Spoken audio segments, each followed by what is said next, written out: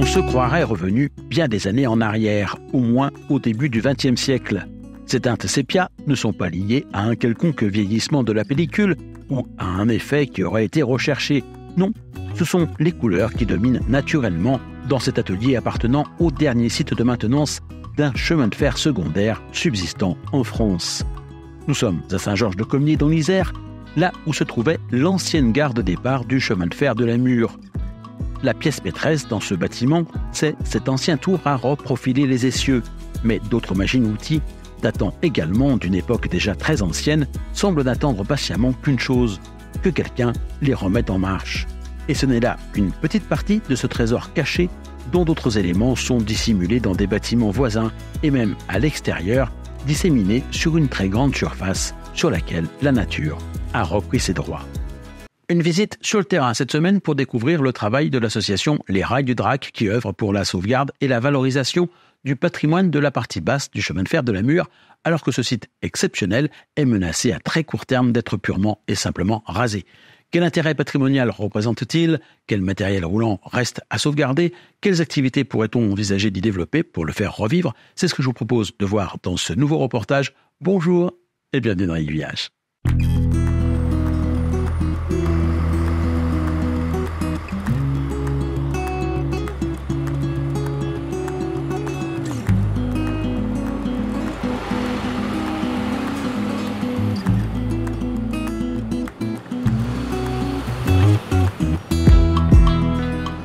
Saint-Georges-de-Commiers est une petite commune située au sud de Grenoble, sur la ligne des Alpes.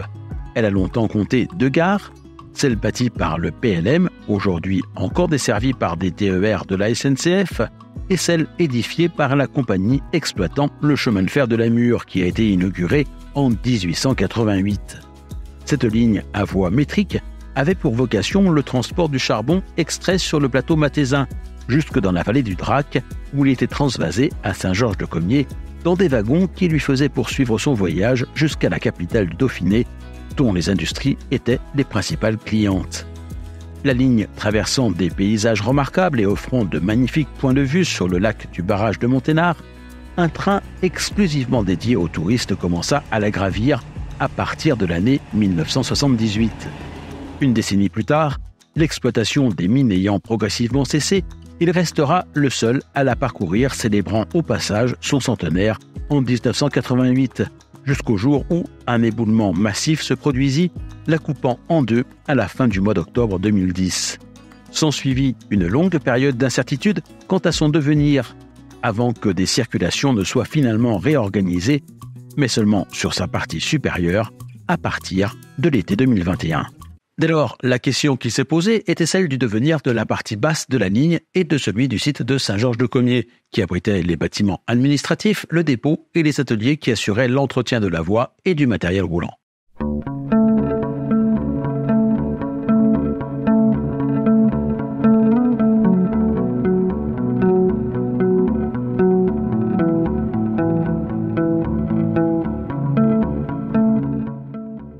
Plusieurs associations se sont successivement penchées sur le devenir de ce site. De nos jours, c'est celle baptisée Les Rails du Drac qui a signé avec le département de l'Isère une convention d'occupation temporaire.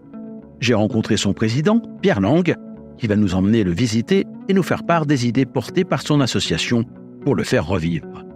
On se trouve ici dans un lieu un petit peu emblématique. C'est le dernier site de maintenance d'un chemin de fer secondaire encore présent en France. Ce sont les ateliers historiques du chemin de fer de la Mure. Chemin de fer qui reliait Saint-Georges-de-Commiers à la Mure, même si par la suite il y a eu des prolongations jusqu'à Corps et la prolongation jusqu'à Gap était envisagée également mais n'a jamais eu lieu. Et ce train avait pour mission principale de descendre le charbon, l'anthracite, extraite de la Matésine. Mais c'est également un chemin de fer qui a fait du transport de voyageurs et du transport de marchandises. Il a été construit en 1888 et il est resté en exploitation jusque dans les années 80. Pour après être transformé en train touristique jusqu'en 2010, date de l'éboulement de la montagne qui a coupé la ligne en deux. Donc la partie haute a fait l'objet d'un grand projet financé par le département de l'Isère et qui a permis de remettre en route des trains touristiques. Par contre, la partie basse est actuellement totalement délaissée. L'envie et le projet porté par l'association, en fait, il comporte 3 volets. Premier volet, c'est le volet patrimonial qui vise à sauvegarder les bâtiments, les machines-outils, tous les équipements. Le deuxième volet, c'est essayer de redonner une vie un petit peu industrielle, en remettant en route les machines-outils, en reproposant des usinages qu'on n'est plus capable de faire en France. Et puis un volet touristique avec la création d'un vélorail dans un premier temps entre Saint-Georges-de-Comiers et Notre-Dame-de-Comiers, puisque malheureusement au-dessus, la voie a été déposée.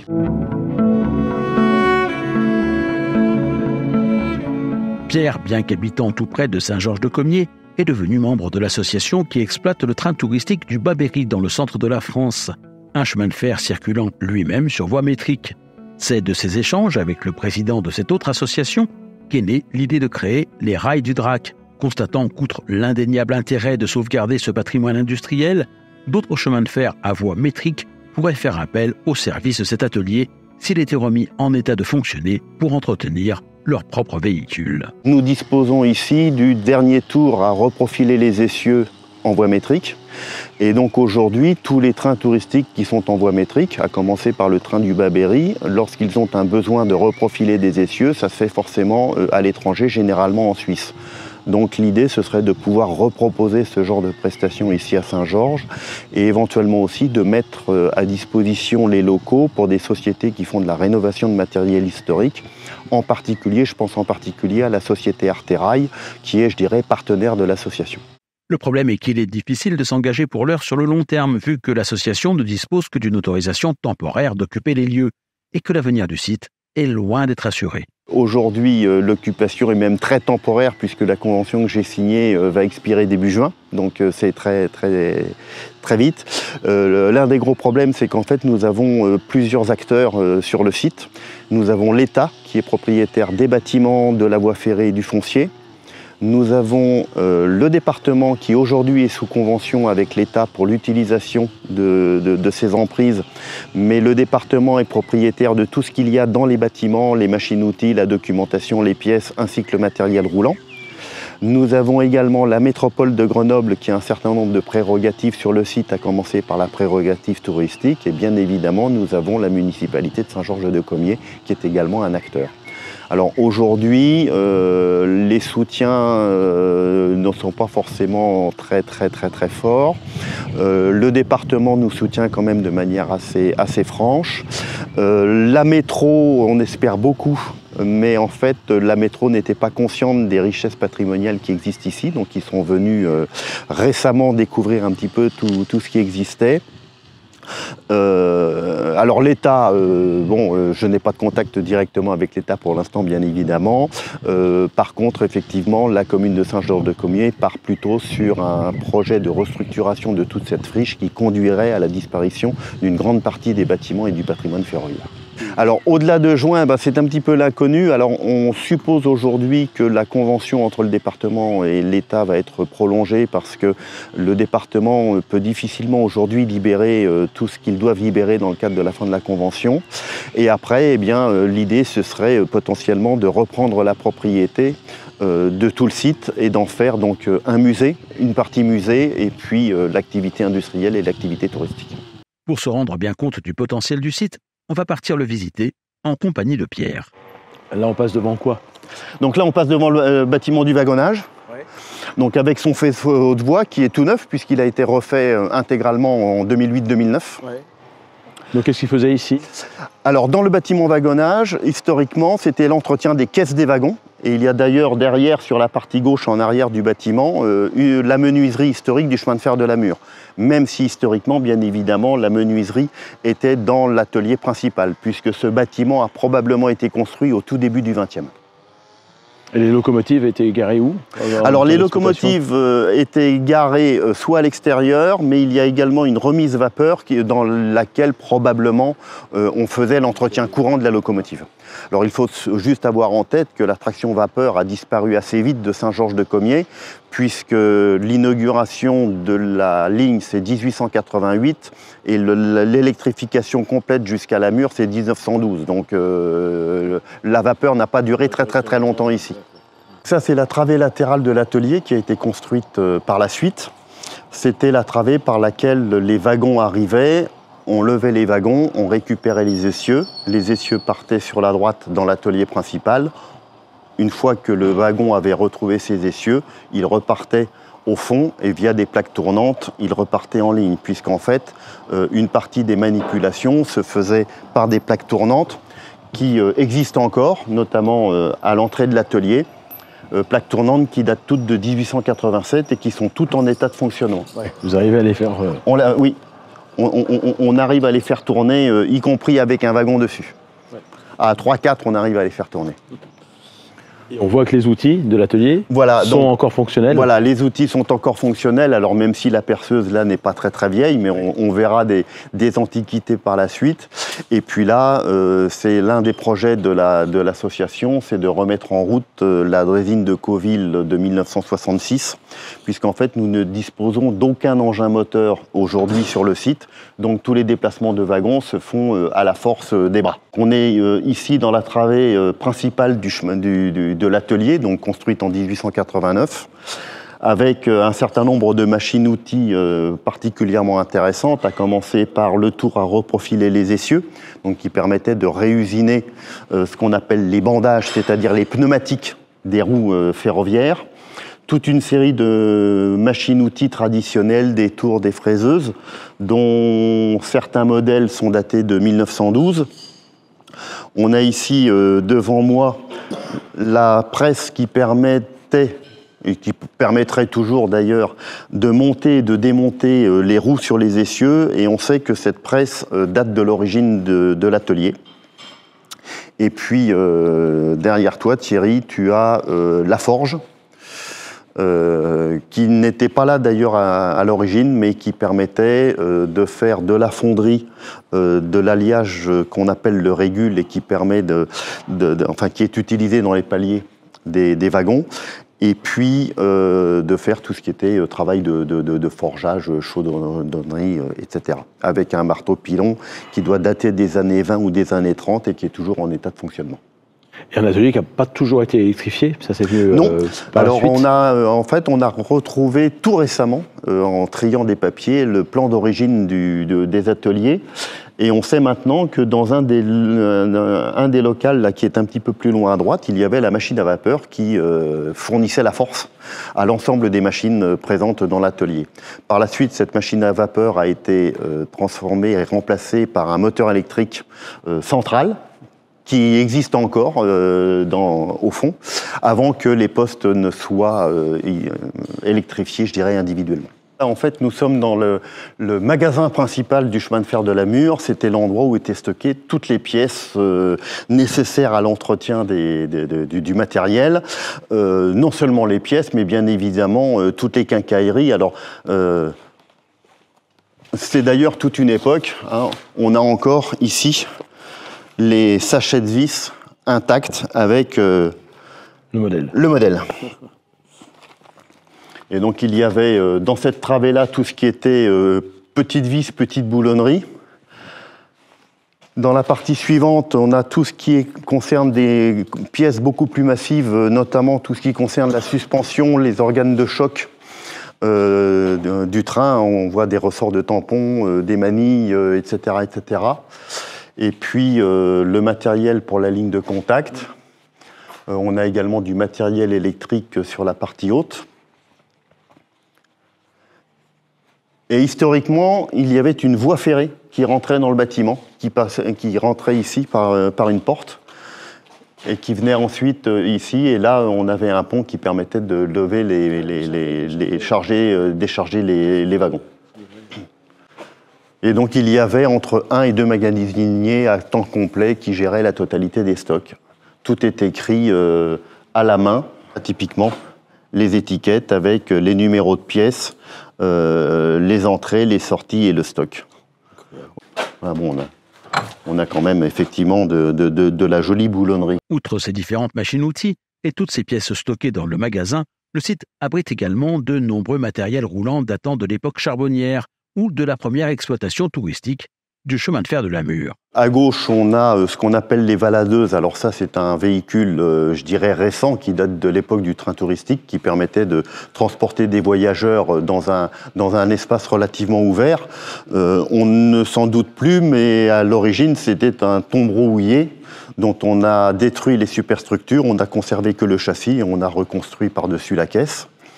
On a ensuite un fourgon qui a été modifié lui aussi pour les besoins du chemin de fer touristique.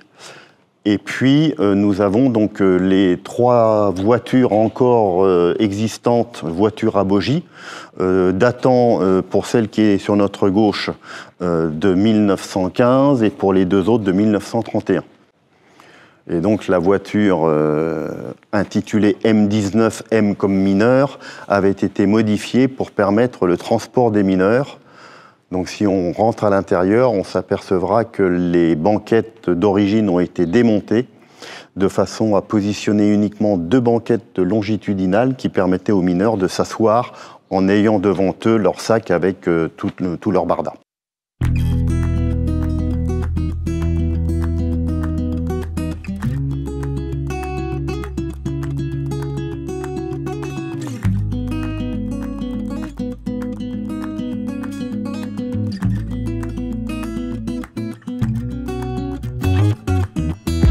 D'autres matériels roulants ont eu moins de chance, étant restés stationnés à l'extérieur ou dans des bâtiments dont le toit s'est effondré. Certains ne pourront malheureusement pas être sauvés. On va embarquer à bord d'un engin ferroviaire de fortune pour aller en voir quelques-uns. Alors on est parti pour où, Pierre? Eh ben, nous quittons les ateliers et puis nous allons rejoindre ce qu'on appelle la friche, c'est-à-dire l'endroit où ont été stockés depuis plusieurs dizaines d'années tous les wagons de marchandises qui étaient plus ou moins au rebut. Stop! Stop! Nous avons un problème d'aiguillage. Il y a des gens qui les bougent régulièrement.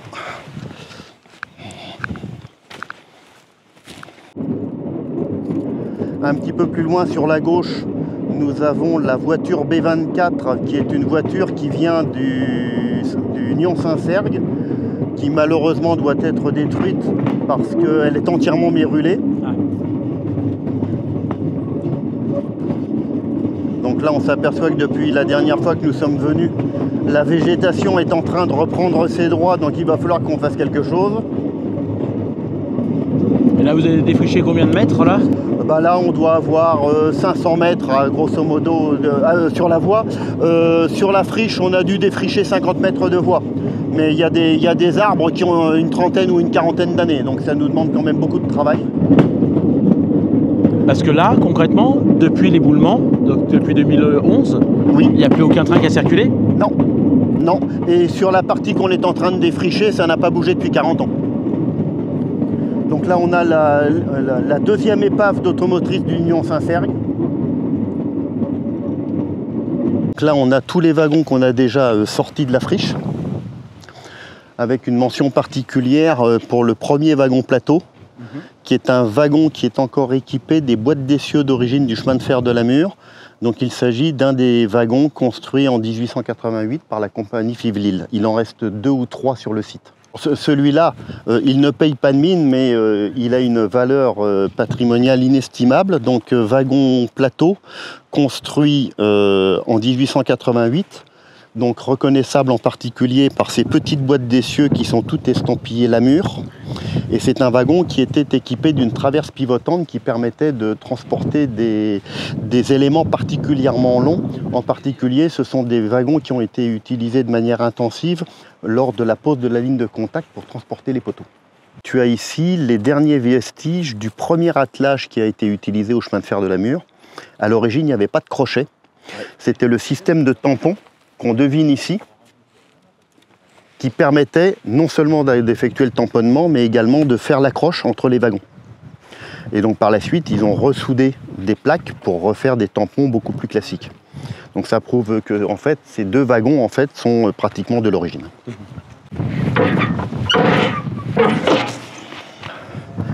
Ça, ce sont des commandes d'aiguillage absolument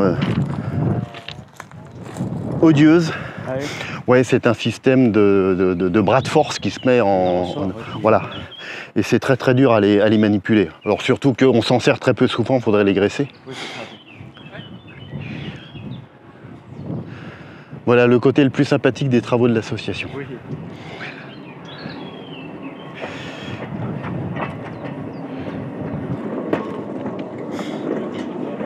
Oui, oui, très écologique en plus. Ça rejette un tout petit peu de CO2. Ouais, mais ça consomme de la bière. Ah, ça consomme de la bière, c'est vrai.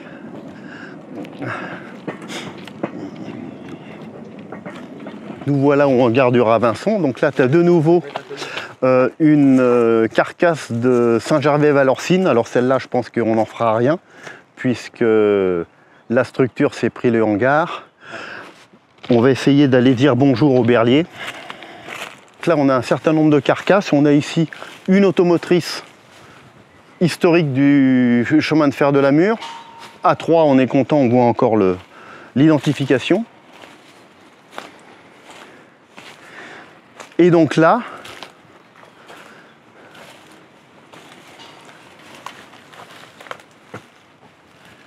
cet engin que on souhaite tous pouvoir sortir et remettre au moins dans un état de présentation acceptable, qui est donc le premier locotracteur diesel, le premier engin diesel du chemin de fer de la Mure, le locotracteur Berlier.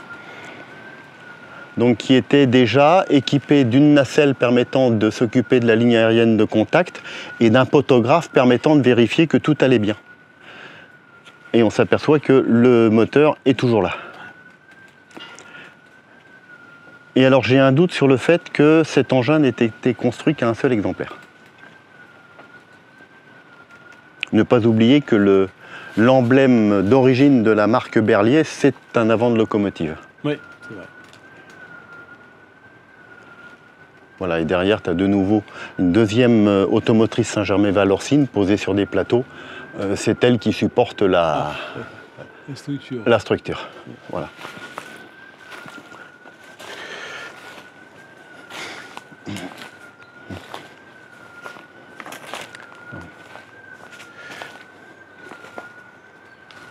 Et derrière, tu vois, tu as l'un des prototypes de trémie qui a été fabriqué.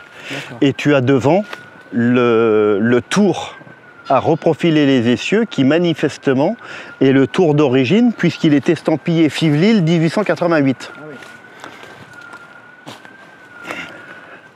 Et donc je ne connais pas l'histoire, de ce tour. Ouais, personne n'a jamais voilà. trouvé quoi que ce soit. Ah bah tiens, poids 12 000 kg, ça fait 12 tonnes cette petite chose-là quand même. Plus loin, dans la friche, une autre pépite qui est restée bien cachée. C'est un édifice un petit peu imposant.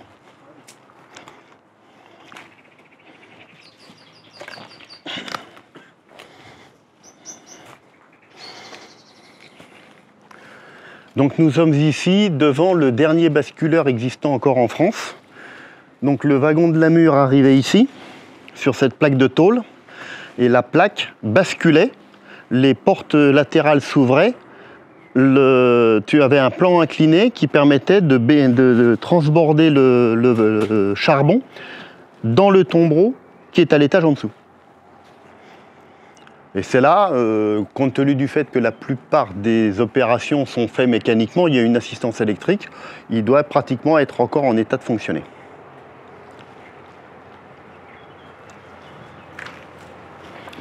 Et les tombereaux, en fait, c'était la ligne à voie normale. Voilà, donc là on est en écartement normal, là on est en écartement métrique.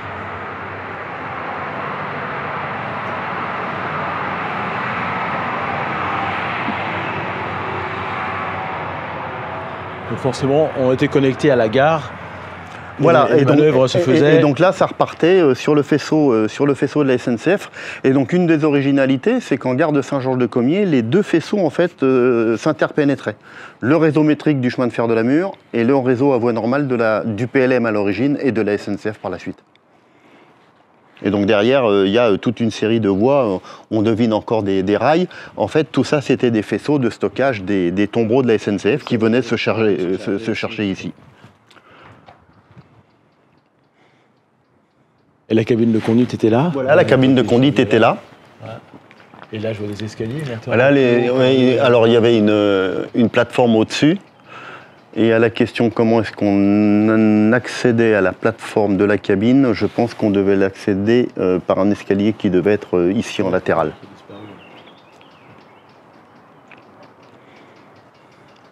Donc ça fait partie des structures qu'on aimerait quand même bien conserver, à titre, je dirais, du patrimoine industriel, qu'on a trop tendance malheureusement à oublier et à négliger aujourd'hui, particulièrement en France. Comme disent certaines personnes, on serait en Suisse, on ne serait pas embêté. Et ça, on sait jusqu'à quand ça a fonctionné? Quelle année ça a... Alors, ça a fonctionné tant qu'on a utilisé les wagons tombereaux. Donc, ça a dû quand même s'arrêter assez rapidement. Je pense que dans les années 60, ils ont dû pratiquement arrêter. Alors, encore qu'il est possible qu'il y ait eu une exploitation mixte Trémy-Richard wagons tombereaux. Mais là, ma connaissance du chemin de fer de Namur, je n'étais pas né. Enfin, si, j'étais tout juste né. Et là, je ne connais pas suffisamment l'histoire. Voilà. Alors, il y a du boulot de nettoyage. Du travail, il y en a effectivement encore beaucoup, mais on imagine déjà bien le potentiel d'un site tel que celui-ci. À défaut de pouvoir un jour refaire circuler le train sur l'ensemble des 30 km de la ligne, en raison de l'éboulement qui risque bien de la maintenir coupée en deux définitivement, voire revivre le site de la gare de Saint-Georges-de-Comiers avec ne serait-ce qu'un vélorail, la possible visite de ces différents bâtiments préservés et la potentielle remise en activité de ces ateliers offrirait de bien belles perspectives à la commune et à la région qui a beaucoup perdu depuis que le train s'est arrêté. Si tel est aussi votre point de vue, je ne peux que vous encourager à visiter le site de l'association Les Rails du Drac ou sa page Facebook, où vous en saurez plus sur ses activités et les moyens de la soutenir. Et pour ce qui concerne les circulations du chemin de fer de Namur sur la partie haute de la ligne, je vous renvoie à cet autre reportage que je lui avais consacré il y a de cela quelques mois.